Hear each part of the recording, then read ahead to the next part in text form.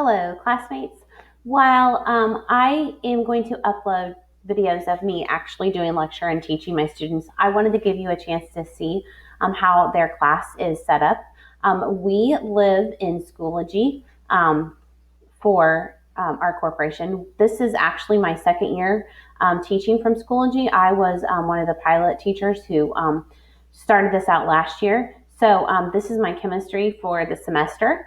You can see that we have done solutions, acids and bases, nuclear chemistry, and thermodynamics. Here in the middle of between nuclear chemistry and thermodynamics are all of the e-learning assignments that I have given. We are supposed to be doing a folder a day for each student. So as you can see here, we had e-learning on the 14th, the 15th, and the 16th. No, I'm sorry, the 20th, the 21st, and the 22nd. That was e-learning day number 14, 15, and 16. Now that this week is complete, I will put those all into one folder so that it looks more like this, e-learning week 13 through 17. When you open up one of my folders for e-learning day, it takes you to a page. The reason we have it set up like this is because I have it set up for student progress. So I can see when the students have looked at that. That is how my corporation is taking attendance these days. Also, in addition to that, that gives the kids a green check so that they know when they have done that. So you can see that e-learning day number 16th, which was April 23rd. Today's notes are on calorimetry. Open the guided notes in the thermochemistry folder and follow along as you watch the video.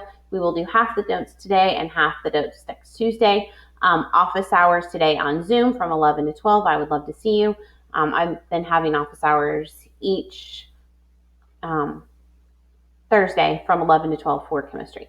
So here's the thermodynamics folder, and this is what a typical folder looks like when we're doing e-learning or not e-learning. At the top, I have my lesson plans in here so the kids can see exactly what we're doing each day so there's no questions. And then typically we start with the PowerPoint and guided notes. So the PowerPoint is posted here, the guided notes are posted there, and then after I lecture, when I lecture at school, I do go ahead and video so that it is there for kids who are absent or who want to go back and rewatch again. Obviously, I've been doing instruction virtually, so that is where those these videos are from, is from my home, not at school. But earlier in the year, if you would have opened it, it still would have looked like this because I would be putting those videos there for each of them to see.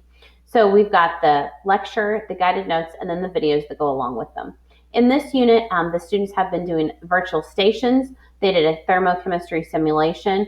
They did a practice worksheet, all that went with this information from this PowerPoint and these guided notes. So with that PowerPoint, we did virtual station, thermochemistry simulation, and a practice worksheet. And then they took a quiz online based on that. Then we started the process over again with calorimetry. Here's the PowerPoint, here's the guided notes, here's the lectures for both days. They did an enthalpy practice. This is a worksheet. Then they're going to do an online practice. When they finish doing their online practice, they're supposed to screenshot their score, and they've done this multiple times so they know exactly what they're doing. Then they go here and they post their screenshot so that I can grade it and give them credit for it. And here is their thermochemistry test that we're going to do at the end of this. So a couple things that I wanted to take you through on my student side of work is the first is the virtual stations. So the way that Schoology is set up is when the kids open this, it says virtual stations and it'll say assignment. And then where I have in progress and submissions, they will have something that says my document. And when they click on that, it makes them a copy of the document that they work through. I just thought maybe we could go through a submission of someone who did a good job. How about Parker Dillon? All right, so when they open up this, and then when they're finished, they turn it into me. So you can see that there's a thermochemistry virtual stations. That's the beginning. Their second slide said, hey, today we're doing virtual station rotations, and it told them the days that they're going to be doing it and when it's due. Stations are standard in my class, so this isn't anything new. They are used to working through it at school. I really like to do it so that they move from table to table. I feel that at school, when we are actually there in a group, the act of getting up and moving works really well. In my classroom, I like them to be doing something. So when I do stations, I typically set it up at lab stations, and we will time. I'll be like, all right, you guys got 7 minutes per station. I'll give them the time, and then I'll say rotate, and the whole class will rotate. Typically the first time I do that, it's maybe like a little bit of confusion because they're not sure of like the movement pattern or whatever, even though I explain it before we go through it. But after a time or two, they've got it down and they know exactly how they're supposed to move and rotate through those stations. Now, most of the time when we're at school, it's hand-on application. Obviously, at home, we can't have those. So I did try to add some things that would maybe be fun for them. Station 1 was just definitions. Station 2 was using those definitions and applying them to real life situations. Then station 3 was vocab, drag and drop. So they were supposed to pick up the boxes and drag them to the arrows there. That was station 2. Ooh. His is messed up. That was station 3. That's all right. So station 3 was they were supposed to write multiple choice questions for me and highlight the correct answer. So I gave them this box like this. So they were supposed to ask the question here, and then they gave me 4 options with the answers. I actually used these questions or some of them on their quiz, and I gave the kids extra credit if I used their question. Station 4 was solving problems. You can see here that I went through and made comments to the students, like here. He has his equation set up incorrectly. So I highlighted that and I made a comment to him. I told him what equation he was supposed to be using for those so that he knew that he had a mistake and he would get feedback so that he could fix it in the future. All right, and then station number 5 was an article. They clicked on that link right there and it took them to an article. Then they had to answer questions based on that, so it was a reading. And then station number 6 was a Google form. They clicked on that Google form and they had to work through 3 questions. At the end of the Google form, it gave them a code word and they were supposed to enter the code word here. I also checked to make sure that they accessed the Google form and actually went through it. Of course, you can see anybody who accesses a Google form, so that's kind of cool too. We can go to that Google form and look at that real fast. It just looked something like this. This is a super easy way to do stations or to add some virtual things to your. So station number 6 form, they had to answer the question. They had to get the answer right. And if they didn't get the answer right, like I'm going to put in the wrong answer. I'm going to push this, and it said, oh, it gave them the answer. Oh my goodness, I have it set up wrong. Okay, well, I'll put in the correct answer, and then it takes them to the next question. So they're supposed to go through the questions, and then at the end it gives them the code word. So that was the virtual stations part of this.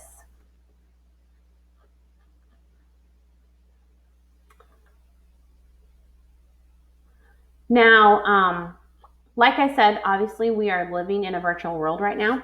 So things are a little different than what I would be doing at school. At school, we would be doing some different labs, and we couldn't do that. So I had the students do a thermochemistry simulation.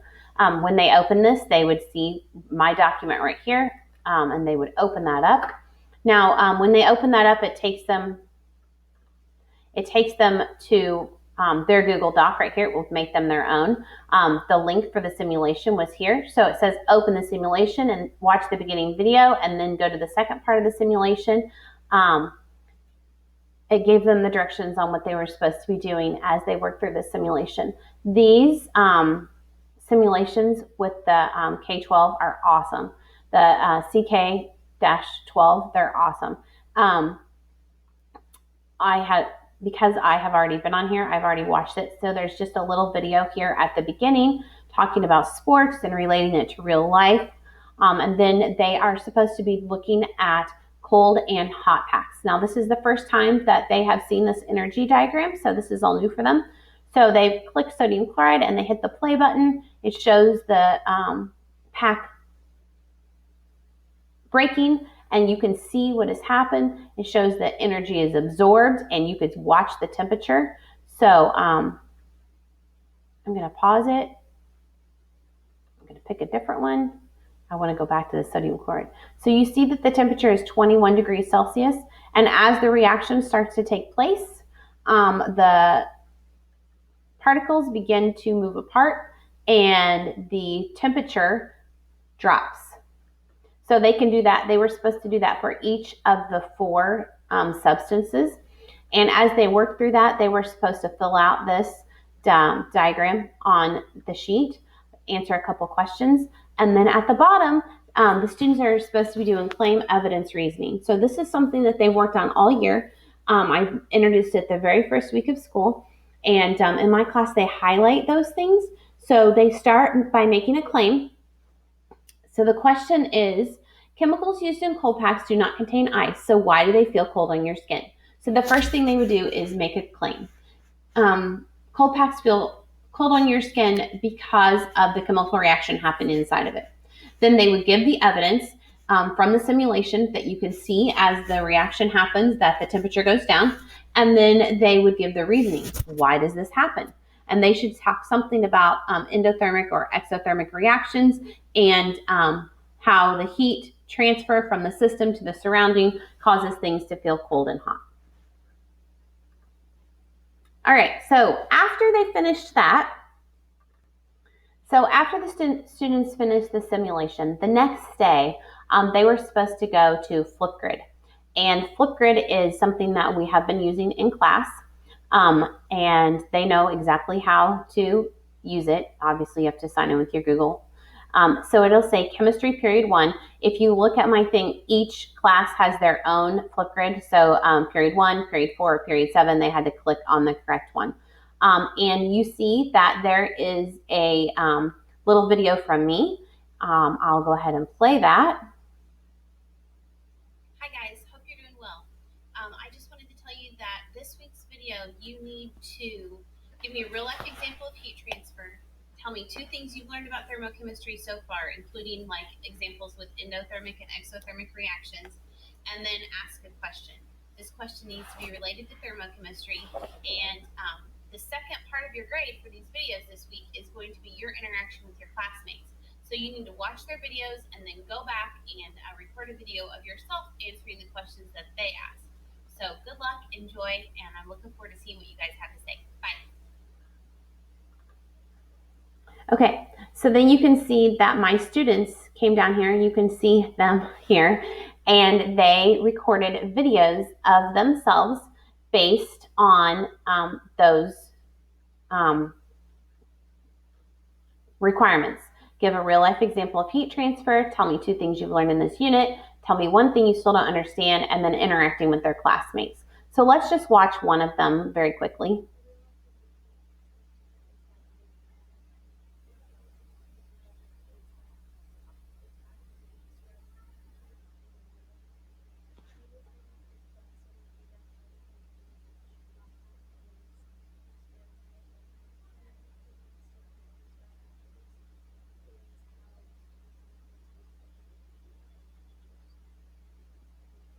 All right, good job, Zoe. Now, here are a couple answers. The answer to your question is that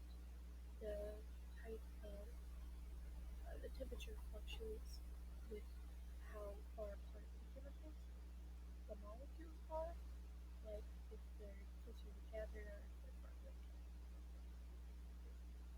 That wasn't a very good answer, but that's okay. Hey, so to answer your question, the reason why they get hotter or colder is because when the chemicals mix together, they either move faster or slower. There you go, Ty. To create heat or to make it more cold. Great job. So that is an example of the interactions that were happening here on the Flipgrid, and each of the classes had their own. I did go back through and grade all those, which was a little bit, was a lot. So that is an idea of what we have been doing here in chemistry. I'm going to go back here and look and see what else I have in my thermodynamics folder. All right, so we did virtual stations, we did a simulation, we did the Flipgrid.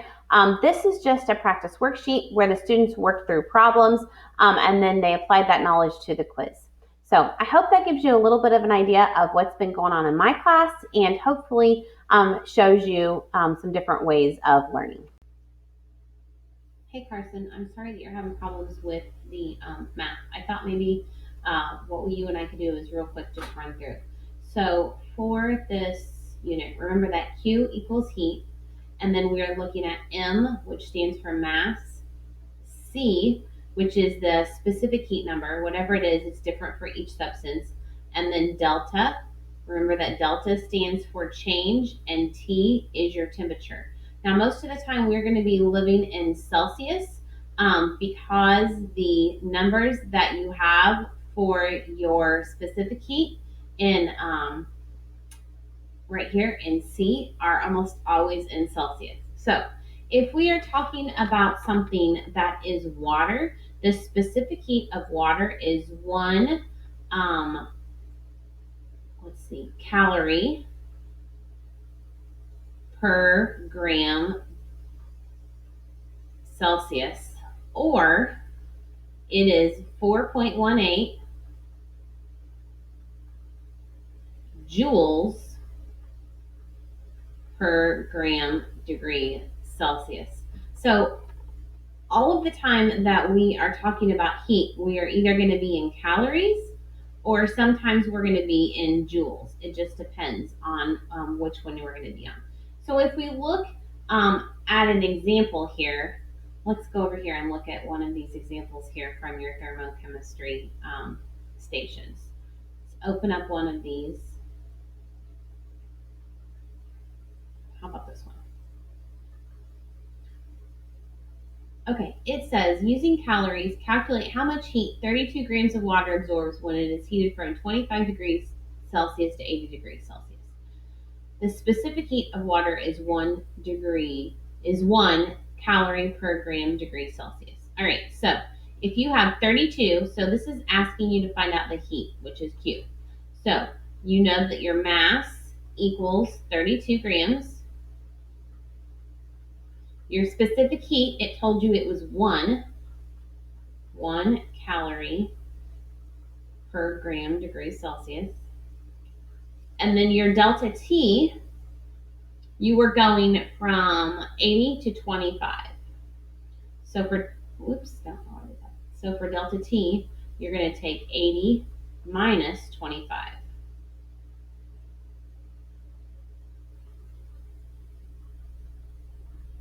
$80 minus 25 is 55.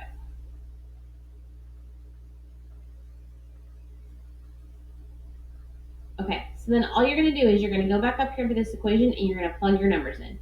So Q is going to equal 32 grams, that's what you had for mass, times 1 for your specific heat number, times 55, which was your change in temperature. So 32 times 55 is, I don't know,